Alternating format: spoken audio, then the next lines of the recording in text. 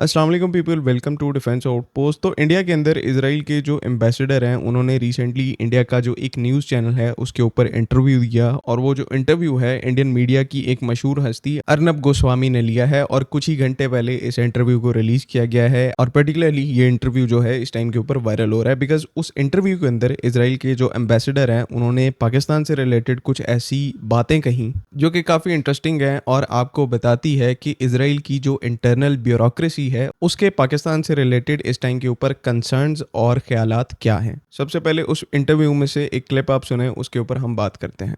Have you seen any Have support? I have seen a meeting between the Saudis and meeting. Asif Munir. Oh. So afraid from a meeting? Not afraid Okay. at all from a meeting. I'm Okay. asking you a question in the context Okay. of the Saudis having a military agreement Look, with Pakistan. The Pakistanis have been having relations with countries in the Arab world in the past, including with our enemies. Okay? This is something that we've been contemplating for a long period of time. I haven't seen right now, with all due respect, the Pakistani army coming to the defense of Saudi Arabia against Iran. Not openly. Okay?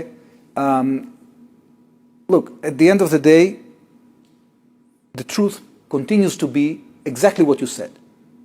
There is one rogue state that already has nuclear weapons. You don't want to have a second one.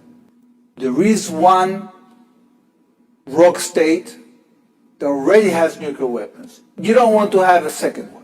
तो इस particular interview में बेशक हमने इसका 5-10 second का clip ही सुना है, लेकिन इसमें इस इजरायली एम्बेसडर ने एक बात जो बड़े क्लियर तरीके से कही कि पाकिस्तान जो है वो एक रोग स्टेट है, यानी कि एक बागी रियासत है जिसके पास न्यूक्लियर वेपन्स हैं, और अब एक दूसरी बागी रियासत जिसको वो ईरान कह रहे हैं उसके पास अब वो न्यूक्लियर वेपन्स आने नहीं दे रहे या आने देना नहीं चाहते। इस टाइम के ऊपर ईरान के साथ ये क्या कर रहे हैं और फिर ईरान इनके साथ क्या कर रहा है वो तो पूरी दुनिया देख रही है। पाकिस्तान के बारे में अब ये जो एम्बेसडर है ये इजराइल की जो टॉप ब्यूरोक्रेसी है उसका इंटरनल बंदा है, इसको बातों का पता होता है किस तरह से इजराइल की जो टॉप लीडरशिप है, पॉलिटिकल हो, मिलिट्री हो, टॉप ब्रास होती है जिसे आप कहते हैं, वो ईरान को और पाकिस्तान को एक ही नज़र से देखते हैं। कम से कम ये जो पर्टिकुलर क्लिप हमने सुना है इससे तो ये चीज़ क्लियर हो जाती है कि ईरान उनके लिए जिस तरह से एक बागी रियासत है, एक रोग स्टेट है, उसी तरह से पाकिस्तान भी एक बागी रियासत ही है। और जिस तरह से इनकी प्रायोरिटी ईरान में रही है कि इस कंट्री को नॉन न्यूक्लियर रखा जा सके, इसने अगर कोई न्यूक्लियर कैपेबिलिटी हासिल भी की है तो उसको डिस्ट्रॉय किया जा सके, क्योंकि पाकिस्तान को भी ये उसी डोमेन में रखते हैं, तो पाकिस्तान को भी यहाँ पर डिसआर्म करने के या फिर डी न्यूक्लियराइज करने के,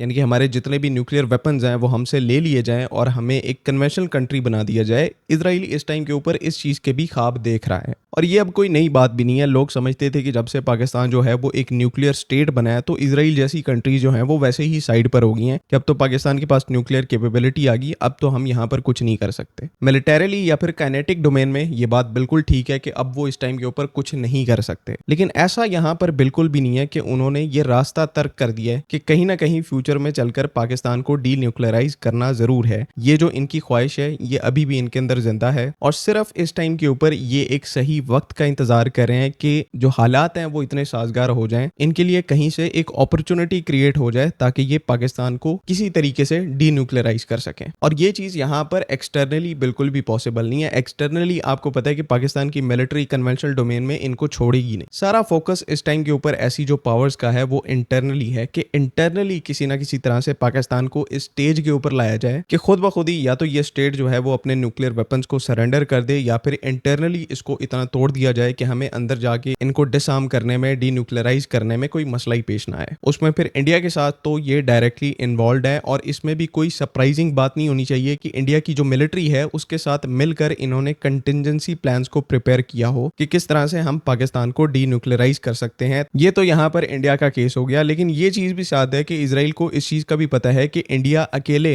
पाकिस्तान को टेक ऑन नहीं कर सकता, और ये इनका जो डी न्यूक्लियराइजेशन वाला टास्क है इंडिया उसको अकेले कंप्लीट नहीं कर सकता। तो इसी वजह से इजराइलीज जो हैं वो अब इस टाइम के ऊपर नॉन स्टेट एक्टर्स का भी सहारा लेते हैं, जिसमें इस टाइम के ऊपर ये जो सारी ऑर्गेनाइजेशंस एक्टिव हैं, टीटीपी, बीएलए, ब्रास, ये सारी जो हैं जो कि इंटरनली पाकिस्तान के लिए एक सिक्योरिटी सिचुएशन क्रिएट कर रही हैं। ये डायरेक्टली इनडायरेक्टली जो इसराइल का कोर ऑब्जेक्टिव है पाकिस्तान को डीन्यूक्लियराइज करने का, उसको सपोर्ट करते हैं। एंड चेरी ऑन टॉप आपकी कंट्री में इस टाइम के ऊपर करंट जो पॉलिटिकल सिचुएशन है। मैं अब यहाँ पर ये नहीं कह रहा कि इस टाइम के ऊपर सारे ही पाकिस्तान के अगेंस्ट में खड़े हैं, लेकिन जस्ट ये जो हमारी न्यूक्लियर कैपेबिलिटी है ना, इसने हमारे माथे के ऊपर एक टारगेट पेंट कर दिया है, जिसको सभी ये जो इसराइल जैसी स्टेट्स हैं, इंडिया जैसी स्टेट्स हैं, इस टाइम के ऊपर टारगेट करने की कोशिश कर रही हैं। तो जिस पोजीशन में इस टाइम के ऊपर हम हैं, हमें इतना एहतियात से अपने जो सारे मामलात हैं उनको लेकर चलना चाहिए, जिसको वर्ड्स में बयान नहीं किया जा सकता। मतलब एक एक फॉल्ट लाइन जो है वो आपके लिए इतनी बड़ी प्रॉब्लम खड़ी कर सकती है, जो कि आप यहाँ पर इमेजिन नहीं कर सकते। तो जस्ट इन जैसी सिचुएशन को हमें अंडरस्टैंड करना पड़ेगा। जियोपॉलिटिक्स की एक वाइडर नॉलेज जो है हमारी पब्लिक को इसके बारे में पता होना काफी इंपॉर्टेंट है, और एक वैलिड स्टांस के ऊपर स्टेट को सपोर्ट करना ये इंटरनली एक यूनिटी क्रिएट करता है और आपको इंटरनली काफी ज्यादा स्ट्रॉन्ग करेगा। तो इन सब चीजों को हमें समझने की जरूरत है। मैं यहाँ पर ये नहीं कह रहा किसी को सपोर्ट करो ना करो, लेकिन यहाँ पर एक अंडरस्टैंडिंग जरूर बनाओ कि स्टेट को जब आपकी जरूरत हो तो आप वहां पर उसको सपोर्ट करने को मौजूद हो। बिकॉज स्टेट जो है वो चंद लोगों का नाम नहीं है, बल्कि ये आपकी पहचान है, आपका मुल्क है। स्टेट जो है वो उसका नाम है, तो उसका जो डिफेंस है